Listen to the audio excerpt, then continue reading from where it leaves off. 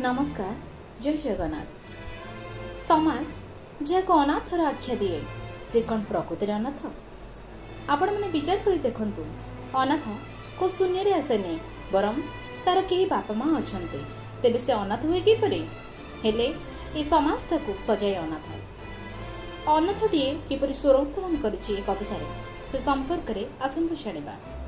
मो मोनालिसा बेहरा मो कवितार शीर्षक स्वर अनाथर। समाज दिए अनाथर आख्या किंतु मो अनाथ नुहे कहीं बार बार ये शब्दर प्रयोग मो शून्य आसने मोर भी तो माँ और बापा अच्छा तेबे मो अनाथ लिखिपरि प्रारंभर बुझे आसुचे हेले बुझीबार प्रचेष्टा भी नहीं।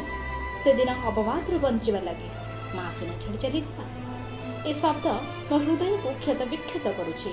अनिश्वासी लगुचे पिंडरे प्राण थाई प्राणहीन परि लगुचे आउ मो जलुची तीव्र दरजरे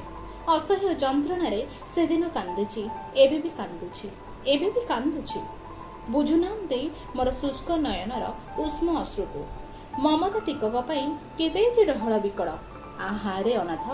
तू सब बड़े अनाथ होई रही गलु तू पाइबुनी मार पणतखानी और बापार स्नेह मोर अवस्था किए उत्तरदायी माँ ना बापा ना मो भाग्य ना मिछ श्रृंखल बंधा होइथिबा ए समाज कहूछि परा मो अनाथ नुहे कहूछि परा मो अनाथ नुहे